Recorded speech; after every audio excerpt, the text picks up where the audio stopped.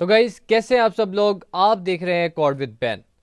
तो गाइज आप लोगों को याद होगा कि लास्ट वाली वीडियो में हमने बात की थी कि आखिर हमारे पास कांस्टेंट डाटा मेंबर्स क्या होते हैं और हम इन्हें किस तरह इनिशियलाइज करते हैं। उम्मीद करता हूँ आपको अच्छे से समझ आई होगी और आप बिल्कुल मोटिवेटेड होंगे नेक्स्ट टॉपिक समझने के लिए। तो तैयार हो जाएं। तो गाइज जो आज का हमारा टॉपिक है वो ये है defining class members function as constant. मतलब कि जो हमारे पास क्लास का मेंबर फंक्शन होता है उसको भी हम एज ए कांस्टेंट डिफाइन कर सकते हैं, उसको भी हम कांस्टेंट ले सकते हैं। अब आप सोचेंगे कि हम उन्हें किस तरह ले सकते हैं, तो मैं हूं ना, मैं बताऊंगा कि आप कैसे ले सकते हैं। सबसे पहले अगर हम इसके इंट्रोडक्शन की बात करें, a constant member function never modifies data members in an object. मतलब कि ये जो आपके पास पहले वाली लाइन है, इसका मतलब ये है कि जो आपके पास कांस्टेंट मेंबर फंक्शन होता है वो मॉडिफाई नहीं करता डाटा मेंबर्स को किसी भी ऑब्जेक्ट के। मतलब कि अगर आपने अपनी क्लास में एक फंक्शन बनाया हुआ है, मेंबर फंक्शन है आपके पास और वो कांस्टेंट है, और अगर आप चाहते हैं कि उसके ज़रिए आप किसी भी डाटा मेंबर को मॉडिफाई करें तो वो आप बिल्कुल भी नहीं कर सकते, क्योंकि आपने उस मेंबर फंक्शन को कांस्टेंट किया हुआ है। तो पहली स्टेटमेंट हमारे पास ये है। अगर हम सेकंड स्टेटमेंट की बात करें, it can only read data member values. मतलब कि ये सिर्फ हमें रीड करने के लिए इस्तेमाल करते हैं हम इस मेंबर फंक्शन को, जो कि हम कांस्टेंट बना देते हैं। इट कैन ओनली रीड मतलब कि इसके ज़रिए आप ओनली रीड कर सकते हैं, या फिर मतलब कि आप आसान अल्फाज में अगर मैं आपको बताऊं तो आप अपने डाटा को डिस्प्ले करवा सकते हैं ऑन द स्क्रीन आउटपुट में सिर्फ इस फंक्शन के ज़रिए। अब हमारे पास जो मेन चीज़ है वो है इसका सिंटैक्स। सिंटैक्स हमारे पास कुछ यूँ है। आपको पता है, अगर आप एक कॉमन फंक्शन बनाते हैं, मेंबर फंक्शन बनाते हैं, उसमें आपके सबसे पहले रिटर्न टाइप आ जाती है। फॉर एग्जांपल हमारे पास है कोई स्ट्रिंग हो जाती है, या कोई इंटीजर होता है, या फिर हमारे पास कोई फ्लोट है, वट। उसके बाद हमारे पास आता है फंक्शन का नाम। मिसाल के तौर पे हमारे पास फंक्शन का नाम है स्टूडेंट। और उसके बाद अगर आप उस मेंबर फंक्शन को कांस्टेंट बना रहे हैं, तो आपको याद होगा जिस तरह हमने डाटा मेंबर को कांस्टेंट बनाने के लिए एक कीवर्ड यूज़ किया था, वो था हमारे पास कॉन्स्ट का। इसी तरह आपने भी, जब आपने रिटर्न टाइप लिख लेनी है, फंक्शन का नाम लिख लेना है, उसके बाद आपने इस कॉन्स्ट कीवर्ड को यहाँ लगाना है, फिर ही आप अपने इस उस मेंबर फंक्शन को कांस्टेंट बना पाएंगे। तो ये होता है हमारा सिंटैक्स। एक दफ़ा मैं आपको ये ज़रा आप नीचे देखें, ये क्लियर लिखा हुआ है। सबसे पहले देखें, एग्जांपल दी गई है। वर्ड है हमारे पास, रिटर्न टाइप कोई भी हमारे पास फंक्शन है उसके हमने रिटर्न टाइप वर्ड ली हुई है। और उसके बाद हमारे पास है रीड वैल्यू, जो कि हमारे पास फंक्शन का नाम है। उसके बाद ये जो ब्रैकेट्स आती हैं पैरामीटर के लिए, अब यहाँ हम पैरामीटर नहीं देंगे, इसीलिए हमने इसे ब्लैंक छोड़ा हुआ है, क्योंकि मैंने आपको बताया कि आप मॉडिफाई नहीं करते हैं इस मेंबर फंक्शन के ज़रिए, आप किसी भी डाटा मेंबर को मॉडिफाई नहीं करते, इसलिए आप इस ब्रैकेट्स को अभी खाली छोड़ेंगे। उसके बाद हमारे पास इसको कांस्टेंट बनाने के लिए एक कीवर्ड आता है, जो कि हमारे पास कॉन्स्ट है। और उसके बाद हमारे पास इसका बॉडी का हिस्सा आता है, जो कि हमारे पास कर्ली ब्रैकेट्स में होता है। उसके बाद आपने जो दो मेन पॉइंट्स याद रखने इस चीज़ में, वो ये हैं कि जो हमारे पास डाटा, जो हमारे पास कांस्टेंट मेंबर फंक्शंस होते हैं, they can not modify constant members. मतलब कि वो हमारे पास कांस्टेंट मेंबर्स को मॉडिफाई नहीं कर सकते। और जो हमारे पास सेकंड पॉइंट है वो ये है, can only read constant members. मतलब कि जो हमारे पास अब आप ये नहीं कर सकते कि आपके पास जो कांस्टेंट मेंबर्स भी हैं, कांस्टेंट डाटा मेंबर्स हैं, और कांस्टेंट मेंबर फंक्शन है, तो आपके जहन में कहीं ऐसा ख्याल ना आए कि हम शायद इस फंक्शन के ज़रिए जो हमारे पास कांस्टेंट है, इसके ज़रिए हम कांस्टेंट डाटा मेंबर्स को मॉडिफाई कर पाएँ। लेकिन ऐसा बिल्कुल भी नहीं होता। इसके ज़रिए सिर्फ आप उस वैल्यू को डिस्प्ले कर सकते हैं जो आप डिस्प्ले करवाना चाह रहे हैं, जो कि आपके पास कांस्टेंट डाटा मेंबर है। आप उसको मॉडिफाई बिल्कुल भी नहीं कर सकते। याद रखें, जब भी आपके पास कॉन्सेप्ट आता है कांस्टेंट का, तो फिर आप मॉडिफिकेशन की चीज़ को भूल जाएं, आप मॉडिफाई बिल्कुल भी नहीं कर सकते। तो उम्मीद करता हूँ आपको इतनी समझ आ चुकी होगी। बिना टाइम को वेस्ट किए अब हम चलते हैं अपने वी एस कोड में, और आपको एक प्रोग्राम करके दिखाता हूँ जिसमें आपको सब कुछ क्लियर हो जाएगा कि आखिर हमारे पास कांस्टेंट मेंबर फंक्शन आम फंक्शन से किस तरह डिफरेंट होते हैं। तो चलो चलते हैं अपने वी एस कोड में। तो गैस जैसे कि आप देख सकते हैं, हमने डेफ सी प्लस प्लस में आ चुके हैं। तो हम स्टार्ट करते हैं। हैश इंक्लूड आयो स्ट्रीम।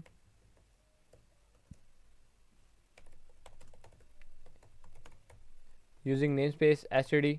उसके बाद हम एक क्लास क्रिएट कर लेते हैं स्टूडेंट के नाम से, और उसके बाद मैं इसे डाटा मेंबर्स देना चाह रहा हूँ जो कि मेरे पास पब्लिक है, फ़िलहाल पब्लिक करते हैं। चलिए हम डाटा मेंबर में एक स्ट्रिंग देते हैं और नेम कर देते हैं, और उसके बाद एक देते हैं इंटीजर, उसमें करते हैं एज, राइट। अब मैं चाहता हूँ कि जो मेरे पास ये स्ट्रिंग है, जो यानी कि हमारे पास नाम है, वेरिएबल नेम है, उसके मैं कांस्टेंट बनाना चाह रहा हूँ। तो उसके साथ आपको याद होगा कि हम एक कीवर्ड लगाते हैं जो कि हमारे पास होता है कॉन्स्ट, राइट। हमारे पास ये कांस्टेंट का कीवर्ड होता है कॉन्स्ट, तो हमने ये लगा दिया, मतलब कि ये हमारे पास अब डिक्लेयर हो चुके हैं, ये हमारे पास जो डाटा मेंबर है ये हमारे पास कांस्टेंट है। तो गाइज उसके बाद हम इसको इनिशियलाइज़ करते हैं थ्रू मेंबर इनिशियलाइज़र। उसके लिए कंस्ट्रक्टर क्रिएट हो जाएगा और इसके पैरामीटर्स में हम स्ट्रिंग देना चाह रहे हैं। यहाँ पे एन करते हैं, यहाँ एक कॉलन आएगा, उसके बाद यहाँ आएगा नेम एंड देन एन, और उसके बाद हमारे पास आती है ब्रैकेट्स। तो गाइज़ आप लोगों को याद होगा कि हमारे पास ये सिंटैक्स था जो कि हम यूज़ करते थे ताकि हम अपने जो हमारे पास कांस्टेंट डाटा मेंबर है उसको इनिशियलाइज़ कर पाएँ।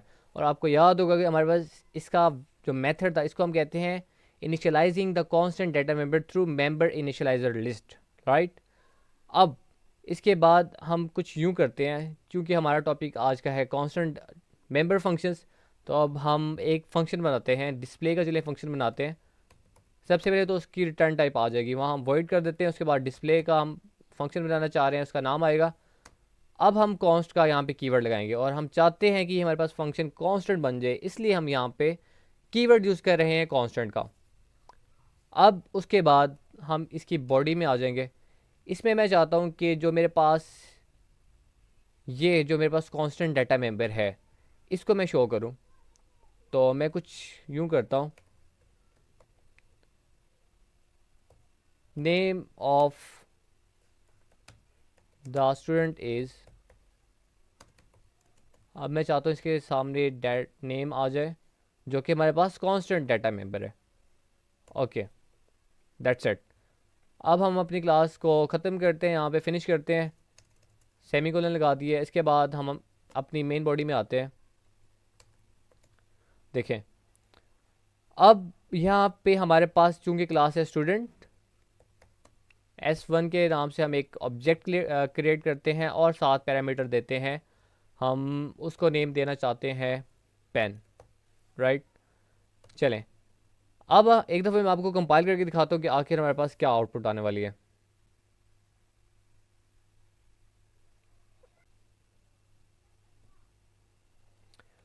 तो गैस जैसे कि आप देख सकते हैं हमारे पास कंपाइलाइजेशन हो चुकी है और हमारे पास कोई एरर नहीं है। मैं काम करता हूँ, ज़रा इसे नीचे कर देता हूँ ताकि हमारे पास ज़्यादा स्पेस है। असल में ये मैं ज़्यादा जूम इसीलिए किया हुआ है क्योंकि हमारे कुछ ऐसे भी फॉलोअर्स हैं जो कि मोबाइल पे यूज़ करते हैं, उनके पास ऐसे रिसोर्सेज नहीं हैं कि वो लैपटॉप पे या पीसीज पे प्रोग्रामिंग सीख सकें, लेकिन उनके पास मोटिवेशन है, वो सीखना चाहते हैं। इसीलिए ये मेरा फ़र्ज़ बनता है कि मैं उनको भी साथ लेके चलूँ कि जिनके पास रिसोर्सेज नहीं है, क्योंकि याद रहे हमें उन्हें पीछे नहीं छोड़ना, हम उन्हें साथ लेके चलेंगे। जिनके पास रिसोर्सेज हैं वो भी हमारे साथ रहेंगे और जिनके पास रिसोर्सेज नहीं हैं वो भी हमारे साथ रहेंगे। तो उम्मीद करता हूँ दोनों पैरेलल चलेंगे और हम इनमें कोई डिफरेंस नहीं करेंगे। अच्छा, तो अब हम अपने टॉपिक की तरफ वापस आते हैं। अब मैं रन करता हूँ इसे। देखिए हमारे पास कोई भी स्क्रीन पे डिस्प्ले कुछ भी नहीं हो रहा। अब मैं चाहता हूँ कि जो मेरे पास S1 है वो कॉल करे डिस्प्ले के फंक्शन को, राइट। अब मैं इसे कंपाइल करता हूँ। तो गैस जैसे कि आप देख सकते हैं हमारे पास कंपाइल हो चुका है। अब हम इसे रन करते हैं। ओके, तो हमारे पास आउटपुट आ चुकी है जो कि है हमारे पास name of the student is Ben. मतलब कि हमारे पास ये जो कांस्टेंट फंक्शन था मेंबर फंक्शन, इसको हमने कॉल किया, यहाँ पे ये कॉल हो रहा है, अच्छे से काम कर रहा है। अब मैं आपके यहाँ पे एक ट्विस्ट दिखाता हूँ, आप ट्विस्ट देखिएगा आप। अब मैं चाहता हूँ कि मैं यहाँ प्रिंट करूँ age of the student is, यहाँ एज आ जाएगा और यहाँ हम एंटर लगा देते हैं ताकि हमारे पास नेक्स्ट लाइन में आउटपुट शो। अब मैंने ये इतना कर दिया। अब मैं चाहता हूँ कि इसे इनिशलाइज भी कर दूँ और इसे हम कर देते हैं 27। चलिए 27 कर देते हैं। अब इसे मैं कंपाइल करता हूँ, देखते हैं कि आखिर हमारे पास कुछ अंदर एरर आता है या नहीं आता। कंपाइलर क्या कहते हैं, देखिए हमारे पास कोई एरर नहीं आ रहा है। इसे रन करते हैं और ये हमारे पास डिस्प्ले हो रहा है, name of the student is Ben, age of the student is 27। मतलब कि ये जो हमारे पास है एज, ये वाली स्ट्रिंग भी हमारे पास डिस्प्ले हो रही है और इसके साथ साथ ये जो हमारे पास डाटा मेंबर था एज, जो कि हमारे पास कांस्टेंट नहीं था और उससे भी एक्सेस कर रहा है, ये वाला फंक्शन उससे भी डिस्प्ले कर रहा है। अब जो मेन चीज़ आपको समझाने की जो मैं कोशिश कर रहा हूँ वो ये है, आप ज़रा फोकस कीजिएगा इस चीज़ पे। अब मैं चाहता हूँ कि कुछ ऐसा हो, इसको ना हम देते हैं पैरामीटर। पैरामीटर हम देते हैं इंटीजर और इसे हम ए दे देते हैं। और मैं चाहता हूँ, आपको याद होगा हम फंक्शन आपको याद होगा कि हम फंक्शंस के ज़रिए भी अपने डाटा मेंबर्स को वैल्यूज़ दे सकते हैं। मैं वही काम यहाँ करना चाह रहा हूँ। देखिए अब मैं चाहता हूँ कि यहाँ कुछ ऐसा करूँ कि जब मुझे इस पैरामीटर में जो वैल्यू दी जाए वो वैल्यू आके एज को मिल जाए। तो उसके लिए मैं कुछ ऐसा कर सकता हूँ। ये चीज़ आपको मालूम होगी। अगर आपको इस चीज़ का नहीं पता तो आप मेरे पहले वाली वीडियोस देखें जो कि मेरी ऑब्जेक्ट ओरिएंटेड प्रोग्रामिंग की प्लेलिस्ट में ऐड है। आप उनको देखें, आपको इस चीज़ की समझ आ जाएगी कि आप फंक्शंस के ज़रिए किस तरह डाटा मेंबर्स को वैल्यूज़ पास करते हैं। अब देखिए मैं यहाँ वैल्यू पास करना चाह रहा हूँ ये, और ज़ाहिर सी बात है जब मैंने नीचे फंक्शन कॉल की है तो मुझे वहाँ भी वैल्यू देनी होगी। मैं यहाँ देना चाह रहा हूँ, चलिए 28 कर लेते हैं। अब देखें मुझे ये बताएं कि आखिर हमारे पास क्या चेंज आया कि हमारे पास ये वाला आउटपुट आएगा, name of the student is Ben, age of the student is 28, या फिर हमारे पास कोई एरर आएगा। उम्मीद करता हूँ आपने अपना आंसर सोच लिया होगा। चलें कंपाइल करते हैं और देखते हैं कि आखिर हमारे पास क्या आता है। तो गैस जैसे कि आप देख सकते हैं हमारे पास यहाँ पे एरर आ रहा है। ठीक है, अगर हम एरर को पढ़ें कि आखिर ये एरर क्या है, अगर आपको ऐसे समझ नहीं आ रही कि भाई मैंने क्या गलती कर दी है, तो आप फिर कोशिश क्या करें कि आप एरर को पढ़ा करें। कंपाइलर भी आपको बताता है, हिंट देता है कि आपने इस तरह कुछ गलत किया है।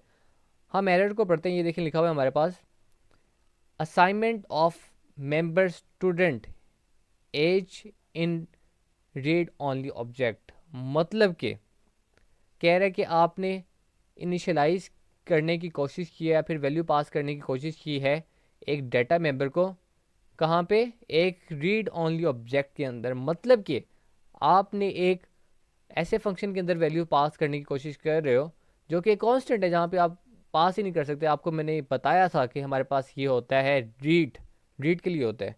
आप जब कोई डाटा शो करवाना चाहते हो तब ये यूज़ करते हो आप, इसके अलावा आप इसको बिल्कुल भी यूज़ नहीं करते। तो उम्मीद करता हूँ आपको इस चीज़ की समझ आई होगी और यही हमारे पास ट्विस्ट था। मैं आपको ये समझाना चाह रहा था। देखिए ये जो चीज़ें हैं ये आपको यू नो किताबों में नहीं मिलेंगी। ठीक है, आप किताबों में इसके आंसर आपको नहीं मिलेंगे। तो उम्मीद करता हूँ आपके जो क्वेश्चंस के आंसर होंगे, जो आपकी एक छोटी छोटी कन्फ्यूजन होंगी, आपकी क्लियर हो रही होंगी। अगर आपकी इसके अलावा कोई और क्वेश्चन आता है तो आप ज़रूर कमेंट में पूछें।